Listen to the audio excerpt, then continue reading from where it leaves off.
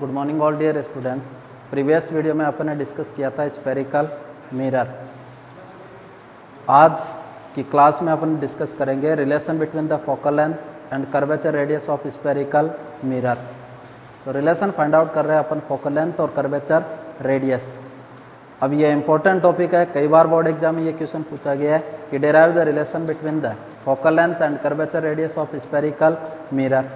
Previous video में अपन ने डिस्कस कर लिया था कि स्फेरिकल मिरर की जो फोकल लेंथ होती है वो कर्वेचर रेडियस की कितनी होती है, हाफ। आज अपन उसमें रिलेशन डिराइव कर रहे हैं, तो अपन फाइंड आउट कर रहे हैं relation between the focal length and curvature radius of concave spherical mirror. तो टॉपिक अपन ले रहे हैं relation between focal length and curvature radius of concave spherical mirror. तो आपको ये बता रहा हूँ कि this is the concave spherical mirror, this is the concave spherical mirror. ये कॉनकेव स्फेरिकल मिरर है। कॉनकेव स्फेरिकल मिरर की जो कॉनकेव सरफेस होती है वो तो रिफ्लेक्टिंग होती है, और कॉन्वेक्स जो सरफेस होती है वो कैसी होती है, पॉलिश्ड। तो ये कॉनकेव स्फेरिकल मिरर है, ठीक है। तो M1 M2 is the concave spherical mirror. किसी भी स्फेरिकल मिरर के रिफ्लेक्टिंग सरफेस का जो सेंट्रल पॉइंट होता है उस सेंट्रल पॉइंट को अपन बोलते हैं क्या, पॉल। तो this is the Paul. Suppose कीजिए इसको नाम मैं दे देता हूँ P, और P यहाँ पे कह रहे हो कि P is the Paul of concave spherical mirror. तो किसी भी स्फेरिकल मिरर के रिफ्लेक्टिंग सरफेस का जो मिड पॉइंट होता है या सेंट्रल पॉइंट होता है वो क्या कहलाता है, पॉल, और इट्स डिनोटेड बाय P।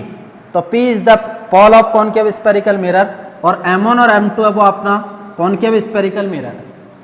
ये स्फेरिकल मिरर जिस होलोग्लास स्फीयर का पार्ट होता है उसका सेंटर, इसका क्या कहलाता है, सेंटर ऑफ कर्वेचर। तो ये कॉनकेव स्फेरिकल मिरर जिस होलोग्लास स्फीयर का पार्ट होता है उसका सेंटर, ये इसका सेंटर है, और जो इसका ये सेंटर होगा होलोग्लास स्फीयर का वो इस स्फेरिकल मिरर का क्या कहलाता है, centre of curvature. The straight line joining the pole and center of curvature is called principal axis। तो इस पॉल और सेंटर ऑफ कर्वेचर को ज्वाइन करने वाली जो स्ट्रेट लाइन होती है उस स्ट्रेट लाइन को अपन बोलते हैं कौन सी एक्सिस, प्रिंसिपल एक्सिस। तो this is the principal axis of concave spherical mirror. अब सपोज करो कि स्फेरिकल मिरर से आपको पता है कि कौन सी फिनोमेना होती है, रिफ्लेक्शन ऑफ लाइट। एक ऑब्जेक्ट इधर रखा गया रिफ्लेक्टिंग सरफेस की ओर, एक ऑब्जेक्ट से आने वाले रे ऑफ लाइट, ये एक रे ऑफ लाइट इंसिडेंट हो रही है, लेकिन ये वाली जो रे ऑफ लाइट है वो इसके प्रिंसिपल एक्सिस के क्या है, पैरेलल। कॉनकेव स्फेरिकल मिरर के प्रिंसिपल एक्सिस के पैरेलल इंसिडेंट होने वाले रे of light after the reflection किससे पास होती है, प्रिंसिपल फोकस। तो यहां अपन ये बढ़ रहे हैं कि MN इज द इंसिडेंट रे, लेकिन ये वाली जो रे है वो इसके प्रिंसिपल एक्सिस की क्या है, पैरेलल, और पैरेलल जाने वाले रे of light after the reflection from the concave spherical mirror. इस कॉनकेव स्फेरिकल मिरर से आफ्टर रिफ्लेक्शन ये वाली जो रे ऑफ लाइट है वो इसके किससे पास होती है, प्रिंसिपल फोकस। तो ये जैसे ही इंसिडेंट होगी तो यहां से ये रिफ्लेक्ट होगी, और आफ्टर द रिफ्लेक्शन रे of light passes through the principal focus of the concave spherical mirror। तो आफ्टर द रिफ्लेक्शन ये वाली रे ऑफ लाइट किससे पास होगी, प्रिंसिपल फोकस। और अपन ने पहले डिस्कस किया था कि कॉनकेव स्फेरिकल मिरर का प्रिंसिपल फोकस होता है रियल, जबकि कॉन्वेक्स स्फेरिकल मिरर का प्रिंसिपल फोकस होता है वो कैसा होता है, वर्चुअल। तो यहां जो इसका ये प्रिंसिपल फोकस है ना वो कैसा है, रियल। तो P Paul, M1 M2 concave spherical mirror, MN incident रे और NF रिफ्लेक्टेड रे। जिस पॉइंट पर ये रे ऑफ लाइट इंसिडेंट होती है उस पर ड्रॉ किया गया, अपन ड्रॉ करेंगे क्या, नॉर्मल। तो ये नॉर्मल है, NC is the normal. The angle between the incident ray and normal it's called the angle of incident. तो एंगल ऑफ इंसिडेंट को डिनोट किया जाता है किससे, बाय I। तो MNC is the angle of incident, और NC है वो एन पॉइंट पर क्या है, नॉर्मल। MN है वो कौन सी रे, इंसिडेंट। NC क्या है, नॉर्मल। NF है वो कौन सी ray, reflected ray. The angle between the normal and reflected ray is called angle of reflection, और एंगल ऑफ रिफ्लेक्शन को डिनोट करते हैं अपन किससे? आर। तो I angle of incident, R angle of reflection. अब from the laws of reflection angle of incident is equal to angle of reflection. तो यहाँ आर और आई सेम होगा, तो लॉज ऑफ रिफ्लेक्शन से अपन ये बोल सकते हैं कि angle of incident equal to angle of reflection. तो ये आई होगा, तो इसको भी अपन कितना लिख सकते हैं? आई। अब the distance between the pole and centre of curvature is called curvature radius, और कर्वेचर रेडियस को अपन डिनोट करते हैं कैपिटल आर। तो PC is the curvature radius, क्योंकि स्फेरिकल मिरर में जो डिस्टेंस का मेजरमेंट किया जाता है वो बाय द पोल, पोल से किया जाता है। तो पोल से अपन मूव करके उस पॉइंट तक जाते हैं जहां तक अपन को डिस्टेंस मेजरमेंट करनी है। तो यहाँ P से जाकर C तक, तो distance between the pole and centre of curvature is called the curvature radius. तो R is the curvature radius. The distance between the pole and principal focus is called the focal length of concave spherical mirror, और focal length को अपन denote करते हैं किससे? F। तो P F focal length है, PC क्या है? Curvature radius. अपन को रिलेशन फाइंड आउट करना है फोकल लेंथ और किसके बीच में? Curvature radius. तो देखो यहां मैंने क्या कहा? द रे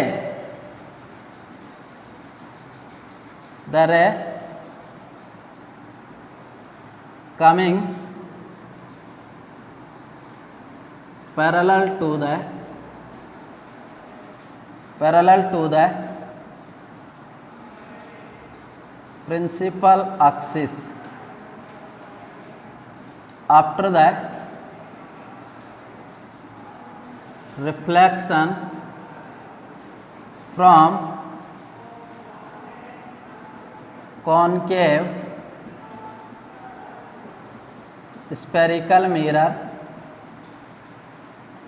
passage through the principal focus। तो आपको मैंने क्या कहा कि कॉनकेव स्फेरिकल मिरर के प्रिंसिपल एक्सिस के पैरेलल आने वाली ray of light after the reflection किससे पास होती है? Principal focus. Here Mn is incident ray, Mn is incident ray, Nf is reflected ray, and Nc is normal, तो यह Mn इंसिडेंट रे, Nf अब रिफ्लेक्टेड रे, और Nc is the normal. The angle between the incident ray and normal is called angle of incident. Here angle of incidence, और angle of incident कौन सा होता है? M N C is equal to angle I. Angle of reflection is equal to C N F is equal to angle R. From the laws of reflection,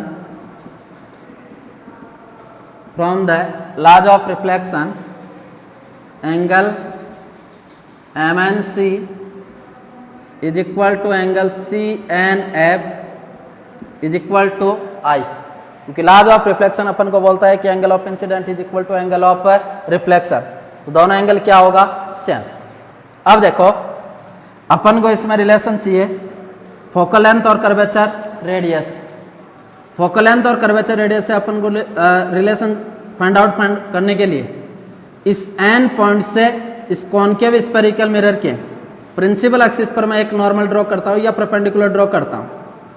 यहाँ देखो ये perpendicular draw किया, और suppose कीजिए इसको नाम मैं दे देता हूँ एन डी। तो एक नॉर्मल ड्रॉ कर दिया मैंने एन डी। अब यहाँ से अपन देखो कि जैसे ही ये नॉर्मल ड्रॉ करते हैं तो ये वाला एंगल है वो कितने डिग्री का है? 90। ये परपेंडिकुलर ड्रॉ किया तो ये वाला एंगल कितना डिग्री का 90। अब इस रे डायग्राम को अगर अपन सीन करते हैं तो इस रे डायग्राम में दो अपने राइट ट्रायंगल बन रहे हैं। एक तो राइट ट्रायंगल है एन सी टी और डी पॉइंट है ना वो पी के बहुत निकट है, इसलिए पी को कंसिडर करेंगे अपन क्या डी। अब जैसे इसको कंसिडर करते हैं तो इसमें दो राइट ट्रायंगल है एन सी डी और एक राइट ट्रायंगल है एन एफ डी। अब इसमें अगर मैं ये पूछूं M N C, M N C उसको मैंने कितना लिखा आई, तो एम एन सी डी ये भी कितना होगा आई। अल्टरनेट एंगल, ये कौन सा एंगल है अल्टरनेट, तो एंगल देखो एम एन सी डी, तो एम एन सी डी यहां जो शेप बन रही है वो जेड की, तो ये वाला एंगल अगर आई होगा तो ये एंगल भी कितना होगा आई। तो ये अपन लिख रहे हैं एंगल ऑफ अल्टरनेट, तो अल्टरनेट एंगल की कंडीशन से ये आई होगा तो ये भी कितना होगा आई। अब मैं पूछूं एम एन एफ डी, ये भी अल्टरनेट एंगल है, लेकिन ये आई और ये आई प्लस आई कितना हो गया 2i, तो ये वाला एंगल भी कितना होगा 2i। और ये मैंने जो टर्म लिखी है वो किससे लिखी है बेटा फ्रॉम द अल्टरनेट एंगल। दोबारा देखना एम एन सी डी, ये एंगल आई होगा तो ये एंगल भी कितना होगा I. M N F D I plus I ये कुल कितना हो गया 2i, तो ये भी टोटल कितना होगा 2i। अब अपन को रिलेशन फाइंड आउट करना, तो रिलेशन फाइंड आउट करने के लिए फ्रॉम रे डायग्राम, रे डायग्राम में देखो दो राइट ट्रायंगल है, एक तो राइट ट्रायंगल है N C D, from right triangle N C D. तो अपन इस रे डायग्राम में सबसे पहले राइट ट्रायंगल ले रहे हैं बेटा एन सी डी, तो एन सी डी किसी भी राइट ट्रायंगल में जो एंगल के सामने वाली आर्म होती है वो क्या कहलाती है, क्या कहलाती है परपेंडिकुलर। ये वाली आर्म क्या कहलाती है हाइपोटेनियस और ये वाली ट्रायंगल क्या कहलाती है बेस। अपन को चाहिए फोकल लेंथ और कर्वेचर रेडियस, वो दोनों ट्रायंगल में आपको पता है इन दोनों का क्या है बेस। और किसी भी राइट ट्रायंगल में बेस फाइंड आउट करना होता है तो अपन वैल्यू फाइंड आउट करते हैं किसकी tan थीटा, और tan theta is equal to होता है परपेंडिकुलर अपॉन बेस। तो from right triangle N C D, तो एन सी डी में देखो परपेंडिकुलर तो क्या है एन डी और बेस क्या हो गया डी सी और हाइपोटेनियस हो गया इसका क्या एन सी। तो from right triangle N C D में अगर अपन वैल्यू फाइंड आउट करते हैं tan थीटा, थीटा की जगह क्या आएगा आई, तो tan theta is equal to perpendicular upon base, तो परपेंडिकुलर है एन डी और बेस इसका क्या हो गया डी सी, तो tan i is equal to N D upon D C. Equation first. दूसरा राइट ट्रायंगल देखो एन एफ डी, तो फ्रॉम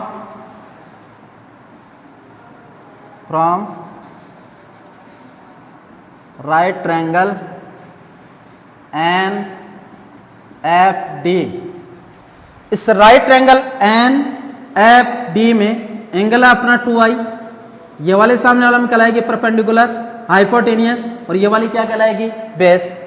तो इसमें भी वैल्यू फाइंड आउट करते हैं tan थीटा, तो tan 2i perpendicular upon base, perpendicular N D और बेस इसका क्या हो गया डी एफ। Equation number 6। अब देखो if theta is very small then tan theta almost equal होता है बेटा किसके थीटा। तो if theta is very small then tan theta almost equal होता है किसके थीटा। तो यहां कंसिडर करो कि i और 2i वेरी स्मॉल है, तो ये टर्म अपन इक्वेशन फर्स्ट और इक्वेशन सेकंड में अप्लाई करते हैं। तो इक्वेशन फर्स्ट और सेकंड में अप्लाई करने पर if theta is very small then tan theta is equal to theta by equation first and equation second को राइट डाउन कर सकते हैं अपन।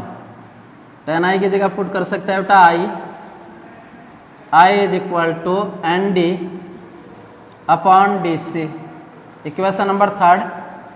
और tan 2i की जगह लिख सकते हैं 2i, तो 2i is equal to N D upon D F, equation number 4। By putting the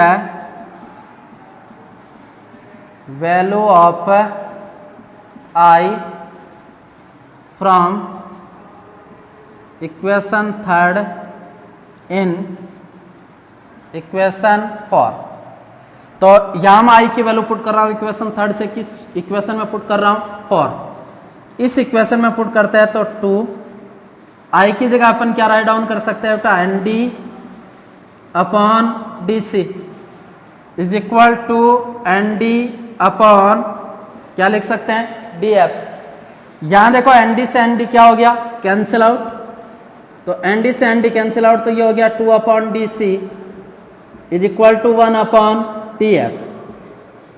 तो 2 upon D C is equal to 1 upon D F. अब अपन को बताया कि पी एफ तो फोकल लेंथ है, पीसी है वो कौन सी रेडियस है, कर्वेचर रेडियस। अब जैसे ही इसकी जो कर्वेचर, इसका डायमीटर स्मॉल होता है, इसलिए ये जो डी है ना वो पी के बहुत ज्यादा नियर है, इसलिए डी को अपन क्या कंसीडर कर लेते हैं पी। और डी को पी कंसीडर करने पर इस इक्वेशन को अपन ऐसा लिख सकते हैं बेटा, 2 upon P C is equal to 1 upon P F. P pole, C centre of curvature, P pole और F principal focus. The distance between the pole and principal focus is called focal length, और the distance between the pole and centre of curvature is called the curvature radius. तो इस equation में ये value put करते हैं तो 2 और PC की जगह क्या आ जाएगा r, और इसको लिख सकते हैं बेटा 1। पोल और प्रिंसिपल फोकस के बीच की डिस्टेंस इस कॉन्केव स्फेरिकल मिरर की क्या कहलाती है, फोकल लेंथ। तो 2 upon r is equal to 1 upon f। इसको जैसे अपन क्रॉस मल्टीपल करते हैं तो क्रॉस मल्टीपल करने पर यह हो जाएगा 2f is equal to r। It means किसी भी स्फेरिकल मिरर की जो कर्वेचर रेडियस होती है वो प्रिंसिपल फोकस की कितनी होती है, ट्वाइस मल्टीपल होती है। तो कर्वेचर रेडियस होती है वो प्रिंसिपल फोकस, इस कर्वेचर रेडियस किसी भी स्फेरिकल मिरर की जो कर्वेचर रेडियस होती है वो उसकी फोकल लेंथ की कितनी मल्टीपल होती है, ट्वाइस। और इसी इक्वेशन को अपन ऐसा लिख सकते हैं बेटा, F is equal to R by 2। तो this is the relation between the focal length and curvature radius of spherical mirror. That means किसी भी स्फेरिकल मिरर की जो फोकल लेंथ होती है वो कर्वेचर रेडियस की कितनी होती है, हाफ। लेकिन साइन कन्वेंशन सिस्टम को आपको याद रखना है, क्योंकि मैंने आपको बता दिया कि कॉन्केव स्फेरिकल मिरर की फोकल लेंथ कैसी होती है, नेगेटिव, और कॉन्वेक्स की कैसी होती है, पॉजिटिव। तो किसी भी मिरर की, स्फेरिकल मिरर की जो फोकल लेंथ होती है वो कर्वेचर रेडियस की कितनी होती है, हाफ। तो इनमें क्या रिलेशन होता है बेटा, hence the focal length of the spherical mirror is half of curvature radius. तो किसी भी स्फेरिकल मिरर की फोकल लेंथ होती है वो कर्वेचर रेडियस की कितनी होती है, हाफ। इंपॉर्टेंट पॉइंट था, कई बार बोर्ड एग्जाम में पूछा गया।